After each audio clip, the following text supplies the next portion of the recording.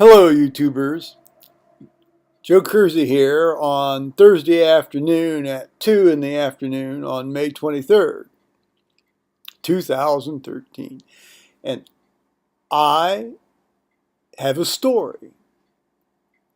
But before we get to the story, I must say that there's really nothing new to update you on the new baby deer front. Uh, not seen them at all since I mentioned it here the last time here a day or two ago. And we've been spending a fair amount of time out on the deck waiting and watching for these guys. Excuse me. And okay,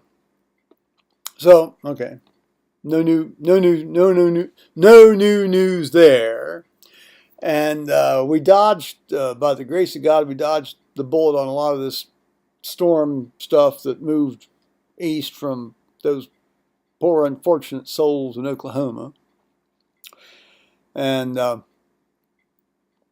so herewith the story. Now, last night, around around 7:30 or 7:40 in the evening, the doorbell rang. Well, that's never. First of all, the doorbell ringing is never a good stimulus for me at any time of the day or night, and certainly not toward the end of the sort of day. I was getting ready to go into the chemo chair and have a sort of a lie down, sit down, read, maybe a little bit of computer stuff, and then go to sleep. But this wasn't too bad of a deal.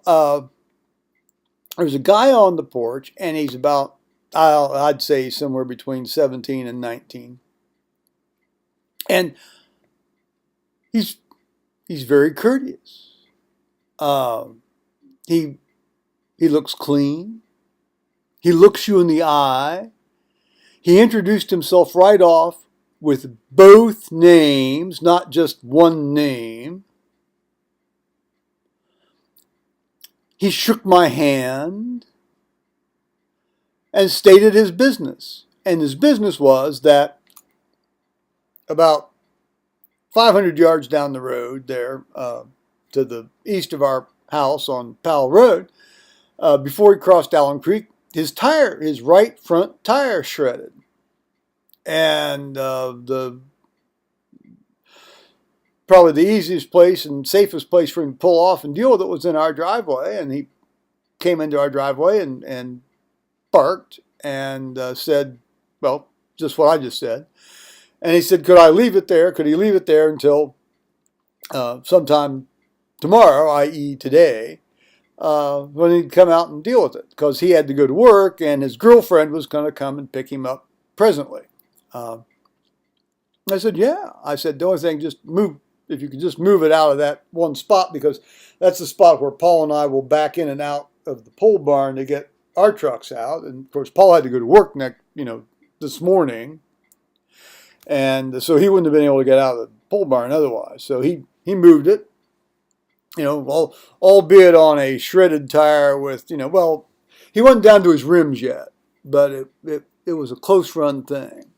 And so I said, is there anything else I can do for you? Or no. And he says, my girlfriend's going to pick me up down here at the end of your driveway. I said, fine.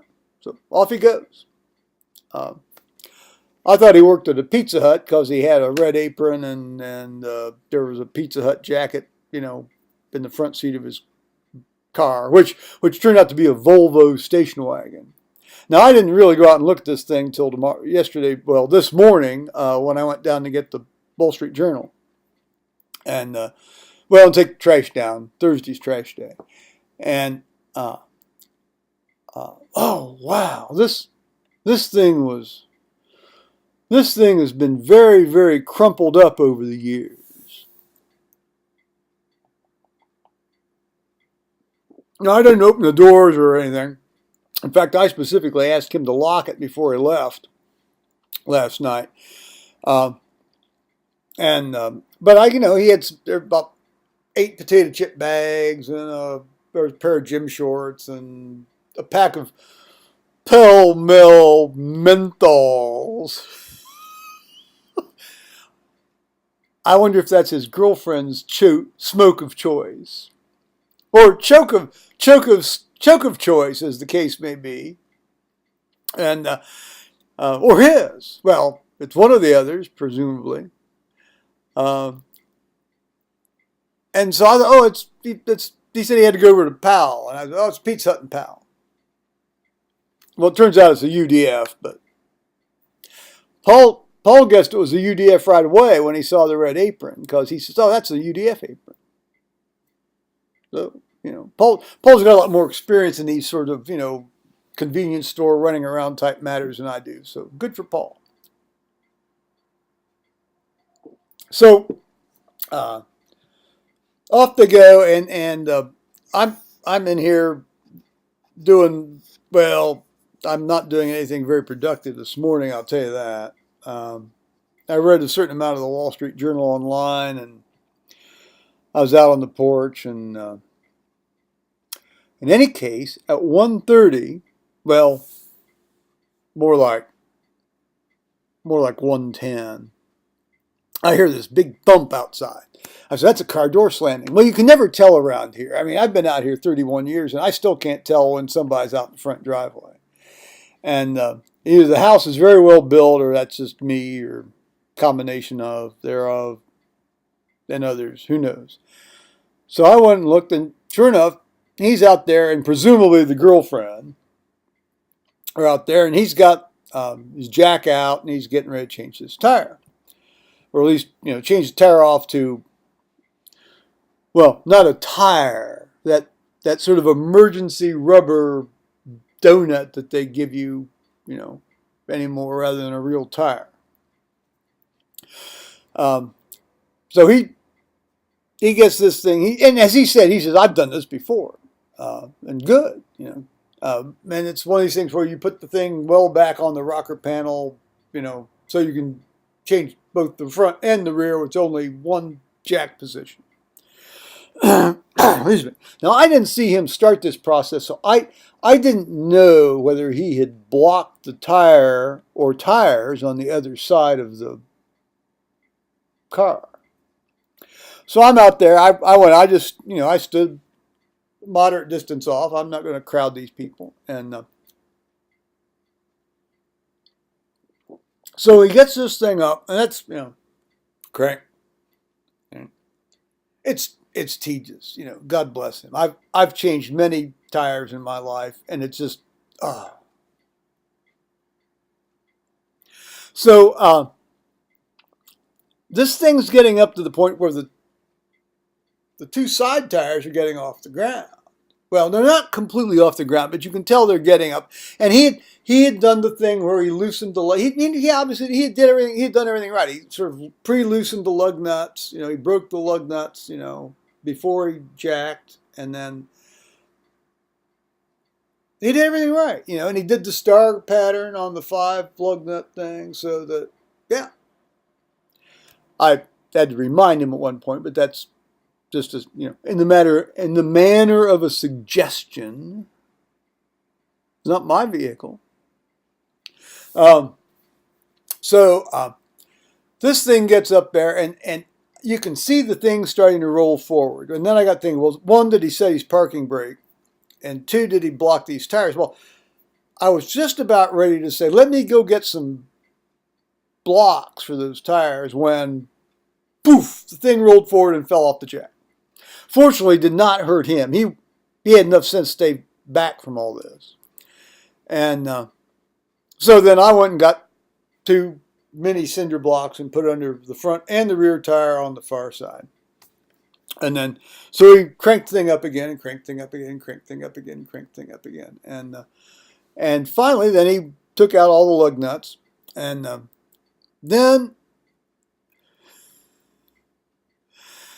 it's, how do you break this sort of tire wheel off of the actual axle wheel?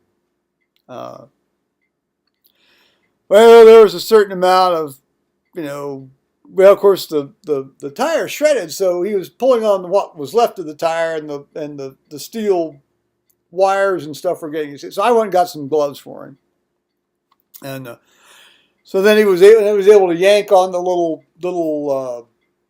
They have these little, it's an aluminum thing that's got the 5-prong thing that goes up for the rim, and then he's trying, and there were a few appropriate placed kicks, and it was at the point where I suggested active swearing would help, because that always has helped me at that point in the game. Well, then he made a well-placed kick up to the top, and thing just flopped right over. What a blow for freedom! So the rest of the business went very quickly after that, and I brought him out a couple of Diet Cokes. Well, they're not my Diet Cokes; they're Paul's Diet Cokes. And turns out the young woman didn't particularly want hers, but she offered it to him, although because he had drunk most of his, and so off they went. Nobody was hurt. Uh, that's that's been our little adventure, and it's like, oh, out of the blue, visitors. Alrighty now, bye bye, YouTubers.